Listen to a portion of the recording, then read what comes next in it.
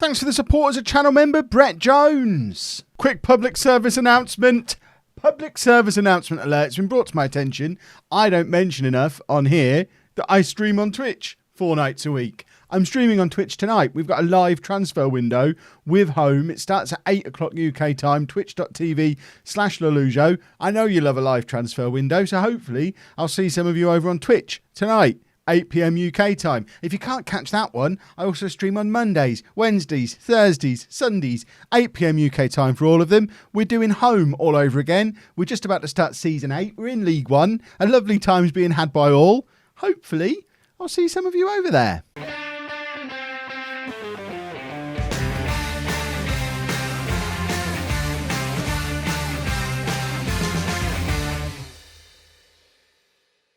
Hello and welcome to part 112 of Bourne Again. I'm Kevin. Coming up on today's episode, we have two Premier League games. It's not. It's an FA Cup game and a Premier League game. Since you were last with me, a ridiculous thing has happened. Or in fact, several ridiculous things have happened. Firstly, I think we're currently on a 14-game winning run in the Premier League, which includes victories over Tottenham, Manchester City, Manchester United.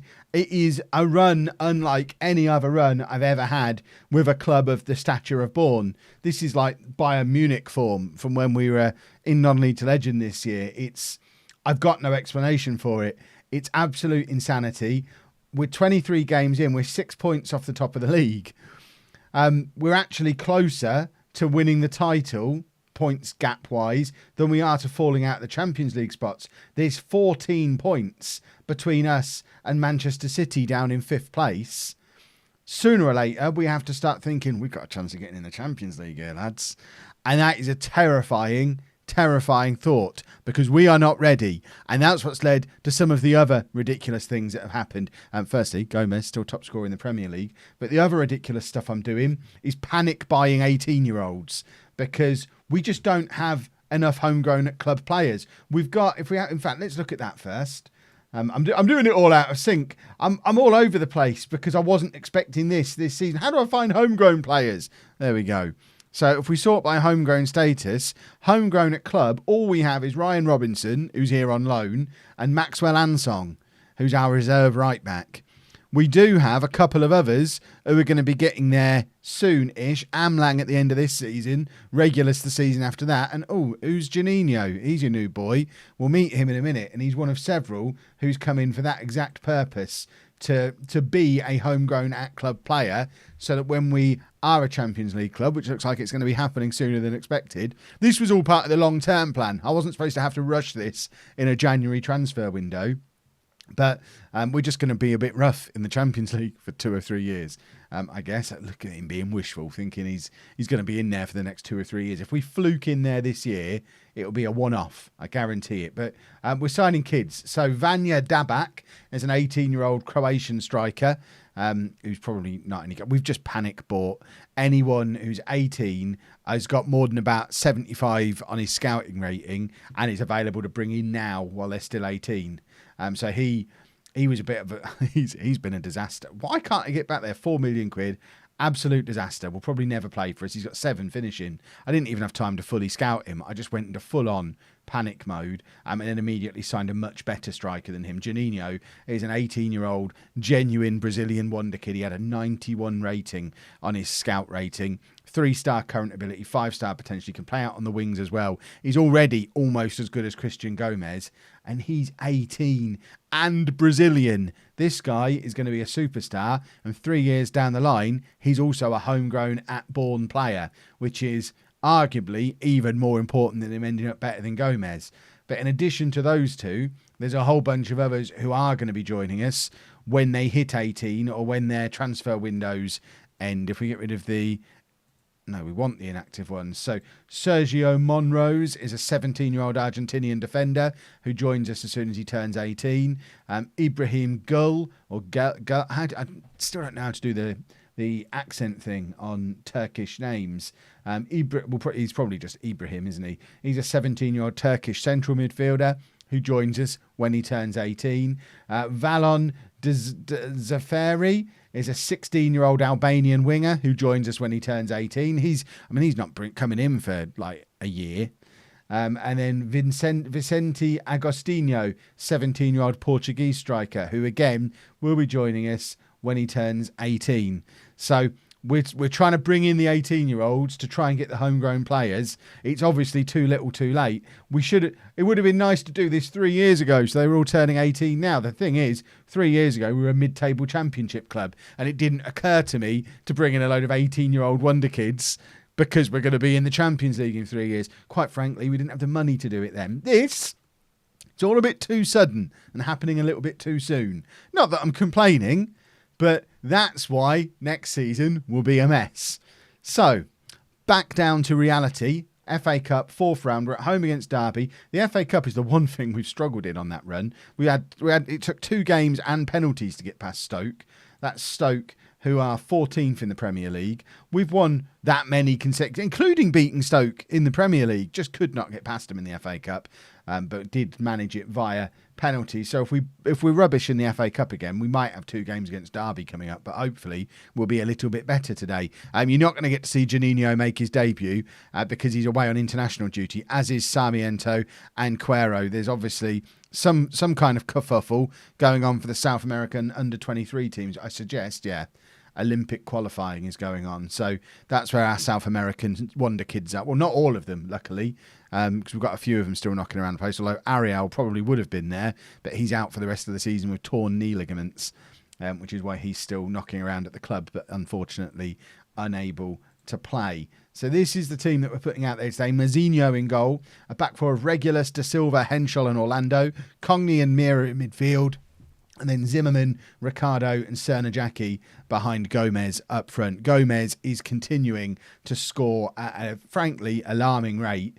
And now we've brought in Juninho. It's almost like the situation we had with Lahif when we signed Gomez all over again. We had Lahif, who was an absolute superstar, scoring goals for fun, top scorer in the Championship. But then we brought in Gomez, who we knew was better. And because we play with one striker, Lahif wasn't going to get games.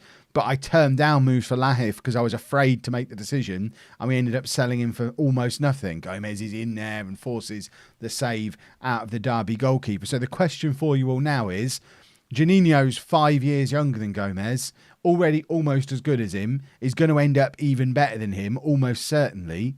If Gomez does back-to-back golden boots in the Premier League, surely big offers start coming in. He's got a £90 million release clause. I'm of a mind that if we get a £90 million offer, for a start, he has to go because it's his release clause. But I don't think I'll be that upset if we end up selling Gomez for £90 million in the summer. Now, in the year and a half he's been here, we've never had an offer for him. There's never been anyone show any interest in him. So I'm clutching at straws a little bit, speculating that it might happen. But I can't help but look at Juninho and think, if we don't sell Gomez while he's hot, he's going to be 27 years old, third reserve striker, and still earning 100 grand a week, and we're not going to be able to get rid of him at all. So let me know down in the comments what your thoughts are, what you would do in that situation. Right, how are we rubbish in the FA Cup but all conquering in the Premier League? Where's the logic there? Especially because pre-season, when you sort out the budgets, I'm fairly sure I've got low incentives on the league and medium incentives on the cup, because lowering the league incentives to low made more of a difference to budgets, whereas changing it for the cups made no difference at all, really. So I just left it on medium. Henschel's there with a header, finally breaks the deadlock. Once again, we're absolutely at capacity at Milking Nook. I did ask the board if we could have an expansion again. I got the opportunity to ask as we hit January, and they once again said, don't need it. We've sold this place out week in, week out since it opened, but I guess we just have to do it over a longer period of time. Maybe come the summer, once we've sold it out all year long and got an average rate and got an average attendance of capacity, that might then be enough to convince them that we need to stick a few more seats in. Cernajacki's in here. Cernajacki Zimmerman's in as well. Hits the post. I mean, I don't even know what the minimum ground size is for the Champions League. I mean, I've seen some small grounds in European games in my time. I'm assuming this ground is going to be big enough to play in the Champions League, or else it really was a short-sighted move. It was bad enough moving into a ground smaller than the one we were playing in, but doing that and simultaneously meaning that we had to ground share for the Champions League would be madness. But we shall see. I guess the fact that it keeps giving me the option to click the request expansion button does suggest there's some expansion capacity here. So fingers crossed we get to enact it at some point and really grow Milking Nook into, I mean, it's already become a fortress, but grow Milking Nook into an intimidating place to play football. I'd love to end up with a 30 or 40,000 capacity stadium just in the middle of a Lincolnshire farming field. It would be amazing. I would suggest we probably won't be able to expand it that far. I imagine the expansion capacity at most will top out at about 25,000. That's my guess. But you never know. There's nothing but fields all around the ground. There's no reason why we can't just keep knocking the stands down in turn and building new ones twice their size. But the game doesn't quite feel about it in the same way as I do. I'm far more of a football ground developer than the people of Sports Interactive, clearly. I know how it really works. Right, still only 1-0 up.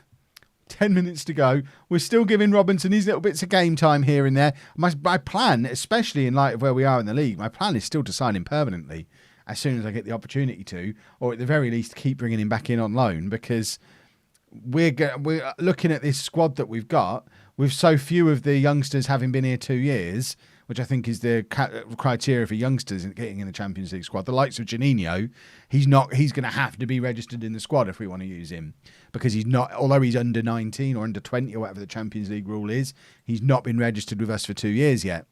So there's going to be 7 or 8 players who are regularly in our Premier League squad who are going to have to miss out on the Champions League squad if we get there, which means Robinson is going to be playing. He's going to be far closer to the first team in that squad than he is in our domestic squad, which is one of the madnesses of playing in Europe, I guess. But we've moved through to the next round of the FA Cup again, 5th round coming up, probably in the next episode now. And now we will play Crystal Palace in the Premier League. I think we might have the draw for the next round first. Otherwise, I'll just show you who we end up playing. Well, I played the Crystal Palace game offline because it occurred to me that we had Liverpool up next, who were top of the league, top of the table clash. Didn't quite go to plan because we only drew against Palace, so our 14-game consecutive winning run has come to an end. Still 15 games unbeaten, but when I decided to skip forward to the Liverpool game, there was a chance we could really put some pressure on them, which I guess we still would if we beat them, and we'd move to within 2 points of them. But with a win over Palace, we'd have gone level on points with them, which would have been super duper exciting. We've got Norwich in the next round of the FA Cup as well. And also, we're on the verge of selling Christian Quero. Rangers have come in with a £9.5 million offer for him. I think he's just, again, and he's a victim of the club outgrowing him. We brought in Henschel and Amisador in the summer. Alan Reid's still knocking around because he's one of my heroes in this save, even though we never talk about him. Quero's now 5th choice centre-back. 3rd choice right back, 4th choice defensive midfielder, 8th choice right winger, inexplicably. So he's played 1 game this year. We may as well pick up 10 million quid for him with a nice little sell on while we can, rather than waiting until he's 24, having still not played for 2 years, and letting him go on a free or selling him for 2 million quid and paying half his wages. So he's on his way out. And this is the team that we're putting out against Liverpool. Mourinho in goal. A back four of Regulus, Da Silva, Henschel and Orlando. Oatway and Mira in midfield. Yes, double box-to-box, double ball-winning midfielders. Seems like madness. I'd never normally do it. But it's been working. And actually what has been working is no playmaker. Like a proper just get the job done. Central midfield. Mira, Oatway and Robinson. So that's what we're going to go into Liverpool with no playmakers, because our primary playmaker is still faffing about at the Olympics, Sarmiento. And Autovich has gone out on loan. Probably should have mentioned that. Who called that? And Autovich has gone on loan to Wolfsburg until the end of the season because he was so far down our pecking order. Although ironically, he'd be in the team now with Sarmiento away at the Olympics. But I didn't know that was happening when I agreed to let Autovich leave. Ricardo and Cernajacki on the wings, and then Gomez up front, of course, because he's Christian Gomez. I'm not expecting a win here. I think today is the day that our ridiculous run of form comes to an end, especially as we've had a couple of slip-ups in the... we're going to say we're the underdogs. We had a couple of slip-ups in the FA Cup. Well, not slip-ups, but games where we didn't look as good in the FA Cup. A little bit of a slip up away against Crystal Palace, who were down in 19th place and we couldn't beat them. And I think it's probably because we're nervously looking ahead at this game, because a win here and we're all terrified. A defeat here, and I imagine it's the start of a slow decline to like a 7th, 8th place finish, which is still where I'd expect us to finish. I know there'll be elements of the comments section calling it a bottle job if we don't make it into the Champions League this season. I think what you need to remember is where we were 2 or 3 episodes ago when I was worried we might go down, and realise it has been a freak set of results. We're not going to... we won 14 consecutive games. There's a very good chance we won't do that again at any point in the rest of the save. Win 14 consecutive games. It's a ridiculous run of results that doesn't come along very often. And I certainly don't expect us to win another 14 consecutive games in the second half of the season. Liverpool, on the other hand, have won even more games than we have this season, which shows just how good they are. And we're not even close to their level, even though points on the league table would suggest we're the closest of everybody. But we are now 1-0 down at home against them, which, it's only to be expected. Like I said, I'm expecting a defeat here today, and I think it'll knock us a little bit, and there'll be a little bit of a slide. The question is, can Manchester City or Tottenham or Chelsea pick up their form enough to make up the huge gap we've built over them? Because while we've been winning consecutive games, those 3 big clubs have been absolutely faffing about all over the shop. And there's a chance we could still sneak into the Champions League, even if we have a poor run of form, just on account of that 12-point gap and massively superior goal difference that we've got over the likes of City and Tottenham and Chelsea at the moment.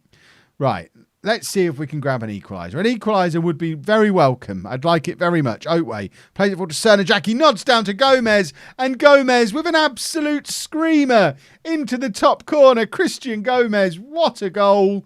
And it's Bourne 1, Liverpool 1. And we are just...